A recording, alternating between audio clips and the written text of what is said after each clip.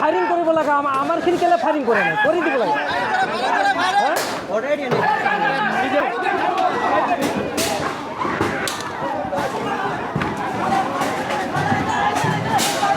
এয়া বৰ দুৰ্ভাগ্যজনক কথা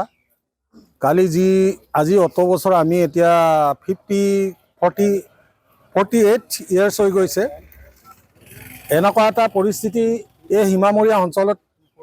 কেতিয়াও হোৱা নাছিলে কালি যি দেখিলোঁ অগ্নিগৰ্ভ পৰিস্থিতি পাতৰবাজি দুই পালৰ পৰা আচানক তেনেকৈ আৰম্ভ হৈছে আমি দেখি সঁচাকৈ ৰাইজে আতংকিত হৈছে সীমামূৰীয়া ৰাইজে গতিকে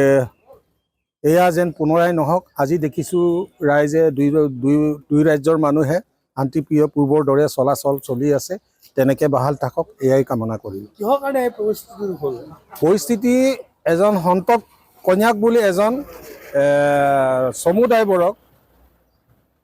নাগালেণ্ডৰ পুলিচ প্ৰশাসনক নজনোৱাকৈ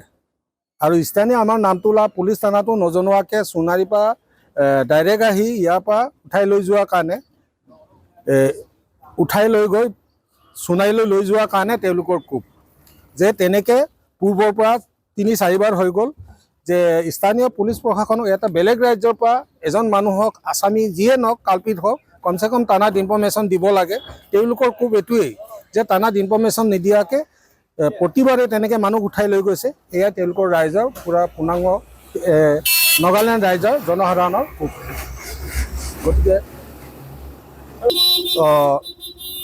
আমি নাগালেণ্ডৰ প্ৰতিটো দল সংগঠন জাতিগত সংগঠন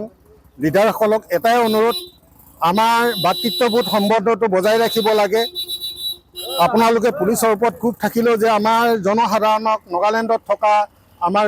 কিছু লোক কৰ্মসূত্ৰে থকা মানুহখিনিক যাতে যেন হাৰাছমেণ্ট নকৰে আমাৰ ইয়াৰ মানুহ যেন এইবোৰ ইয়াৰ নগা মানুহ কোনোবা এটা বজাৰ কৰিবলৈ আহিলে যে হাৰাছমেণ্ট নকৰে পূৰ্বৰ দৰে আমাৰ সম্বন্ধবোৰ অটুট থাকিবৰ কাৰণে মই নগা ৰাজ্যৰ প্ৰতিটো দল সংগঠনৰ বিষয়ববীয়াসকলক আপোনালোকৰ মাধ্যমেৰে আহ্বান জনাইছোঁ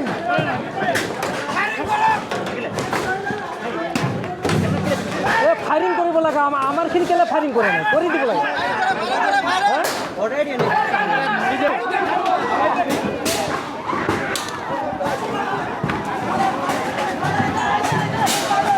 যিকোনো খবৰৰ বাবে যোগাযোগ কৰক 7099017330 লগতে 7099017110 নম্বৰত